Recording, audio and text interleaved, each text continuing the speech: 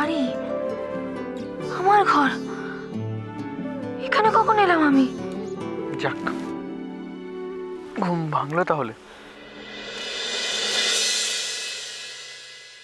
বাড়ি কখন ফিরলাম? সেসব বলতে গেলে এখন অনেক কথা বলতে হবে। দেশের বাড়িতে আমি কত তারিখ আজকে? কি বার? থাক, এখন ওসব নিয়ে ভাবতে হবে না তোমার। তাহলে বলো না আমাকে, আমি কিছু বুঝতে পারছি না কেন। দুদিন ধরে যা খেল দেখালে, এখন তুমি রেস্ট নাও।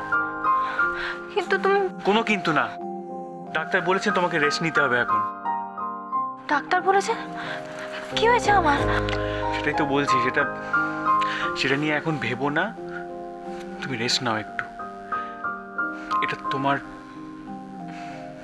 এটা আমাদের বেবি হেলথের জন্য ভালো।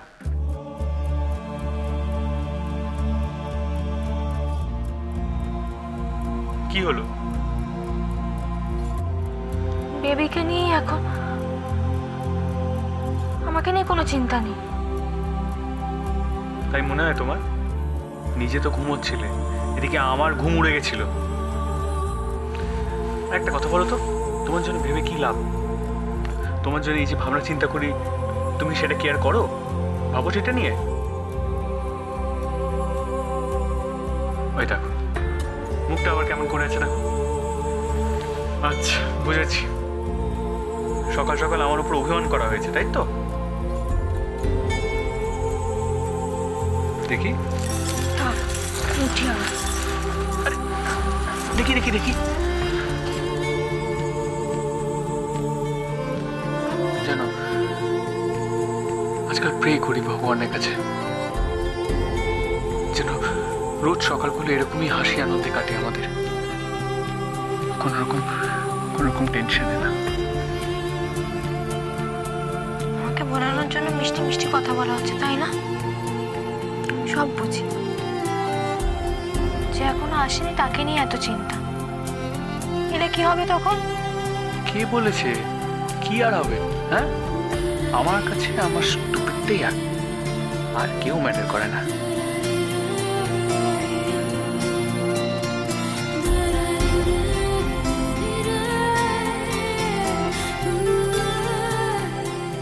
দাদা ভাই,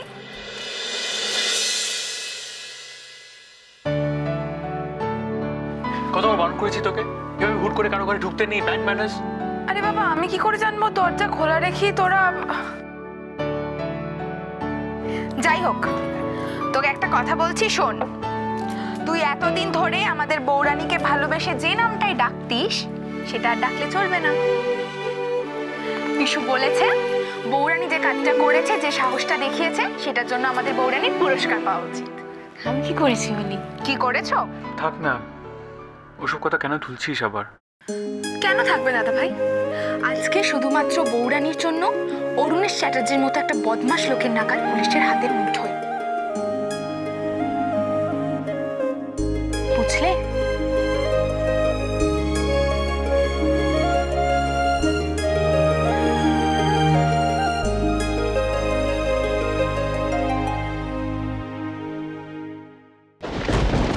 অসম্ভব, এ হতে পারে না।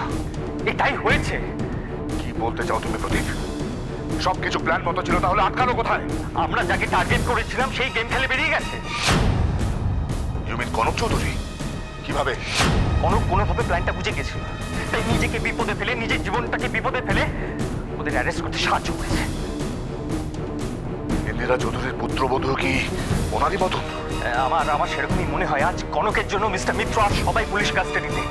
এখন শুধু মুখটা খোলার অপেক্ষায়, আর সেটা হলে আমাদের সব কার্যকলাপ পুলিশের নজরে চলে আসবে।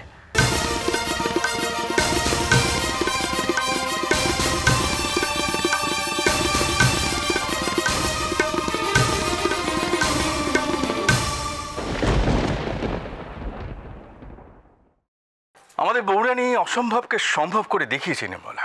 একবার নয়, বারবার নিজের জীবনের ঝুঁকি নিয়েছে, কখনো পরিবারের সম্মান বাঁচাতে, কখনো কারোর জীবন বাঁচাতে। সত্যি গো, মেয়েটাকে না যত দেখি তত অবাক হই। যখন এসেছিল তখন কি ছিল, আর আজ দেখো এখন মনে হয় যে আমাদের বয়স যাই হোক না কেন, মানুষ চেনা এখনো অনেক বাকি। তো নির্মলা, আমাদের ইন্দিরা কিন্তু জোহরের চোখ, ঠিক খুঁজে একটি রত্ন নিয়ে এসছে আমাদের পরিবারের বউ করে, এবং তাকে নিজের মতন করে নিজের হাতে গড়ে তুলেছে। আর একটা কথা জানো, দুজনের খুব মিল। ছোট জায়গা থেকে এসে এত বড় পরিবারের বউ হওয়া, তারপর আমাদের সকলকে একসঙ্গে নিয়ে একটা অটুট পরিবার তৈরি করা। আরেকটা ব্যাপারে দুজনের খুব মিল, আমরা সেটা ভেবে দেখি না। দুজনের ভালোবাসার জায়গাটা, সবাইকে সব দিয়েছে, কিন্তু ওদের ভাড়ার শূন্য ছিল অনেক দিন। ওরা ওদের প্রাপ্যটা পায়নি, পেয়েছে অনেক দেরি করে। আর এটাও মনে হয় যে ইন্দিরার না পাওয়ার জন্যেই ও আরো বেশি করে চায় বউরানী যেন সব কিছু পায়, সব কিছু, যা যা ওর প্রাপ্য। এ কথা কেন বলছো গো? ছোট কি তোমায় কিছু বলেছে? না, ইন্দিরা আমায় কোনোদিন কিছু বলেনি, তবে আমার ভাইকে তো আমি চিনি, তাই কোথাও যেন একটু হলেও।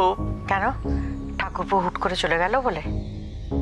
ও তো বরাবরই খামখেয়ালি, ওকে নিয়েও তো ভেবো না। তবে আমার চিন্তা শুধু ওই বদের ধাড়িটাকে নিয়ে। কাকে নিয়ে? ওই যে লোকটা যে আমাদের পরিবারের মাথায় শনি হয়ে ঘুরছে। ও, ওই অরুণেশ। ওর নাম নিতেও আমার ঘেন্না হয়। তবে এবার পার্থর হাতে যা প্রমাণ এসছে, তাতে আমার মনে হয় না যে ওদের হাত থেকে অরুণেশের বেরোনোটা খুব সহজ হবে বলে। তাই যেন হয় বাবা। ওই লোকটা যতক্ষণ না শাস্তি পাচ্ছে, আমার শান্তি নেই। তবে একটা ব্যাপার বুঝে গেছি জানো। কি বুঝলে শুনি? ওই যে ছোট সবসময় বলে না, যত বড় ঝড়ই আসুক না কেন সবাই মিলে ঠিক তাকে পার করা যায়। এটা কিন্তু আসল সত্যি। আর তুমি তুমি তো এই পরিবার ভাগ করতে গিয়েছিলে। কথা তুলছো কেন? মানুষ মাত্রই তো ভুল হয়। সেটাই তো, মানুষ মাত্রই ভুল হয়, সেটাই তো স্বাভাবিক। তাহলে আমার দোষটা কোথায় বলুন তো? দাঁড়াও দাঁড়াও দাঁড়াও, কি হয়েছে? কিসের দোষ? না, আমি মানছি আমার অনেক ফল্ট আছে। আমি সত্যি কনকের মতো করে ভাবতে পারি না, কিন্তু সবাই তো আর সমান হয় না। আমি কোনোদিন অস্বীকার করিনি, হ্যাঁ আমি নিজেকে নিয়ে ভাবতে ভালোবাসি, আমি আমার মেয়েদের নিয়ে, হাজব্যান্ডকে নিয়ে একটু বেশি পজিটিভ। তাদের দোষ কোথায় মা বলুন তো? আরে তুমি হঠাৎ এসব কথা বলছো কেন? কি হয়েছে একটু খুলে শান্ত হয়ে বলো না।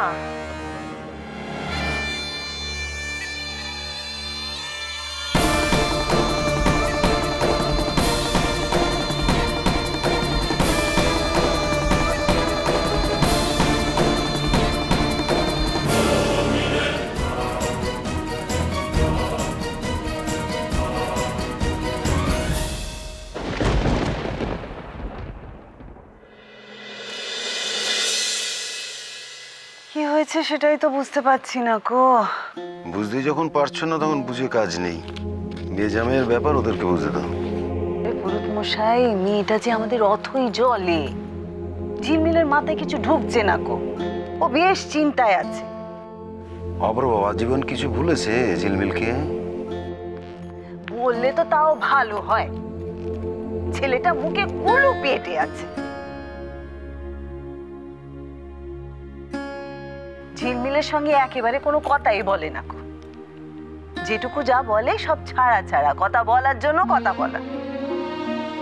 সেটা তুমি খেয়াল করেছো না তোমার মেয়ে তোমাকে বলেছে? আমি খেয়াল করেছি। তারপর ঝিলমিলকে জিজ্ঞাসা করার পর সে আরো ভালো করে বলেছে আমায়। সেটাই তো ভুল করো শিখা তুমি। কেন ওদের ব্যাপারে তুমি নাক গলাতে যাও বলো তো? কেন? আরে কি মুশকিল, মেয়ের ভালো মন্দ নিয়ে ভাবাটা কি ভুল? দেখো শিখা, তোমার মেয়ে একজনের স্ত্রী, আর স্বামী স্ত্রীর মধ্যে তৃতীয় ব্যক্তির নাক গলানোই উচিত নয়। আচ্ছা ধরো একজন যদি গোঁসা করে থাকে, কোনো কথাই শুনতে না চায়, তাইলে আর একজন কোনো চেষ্টা করে তো কোনো লাভ নেই গো।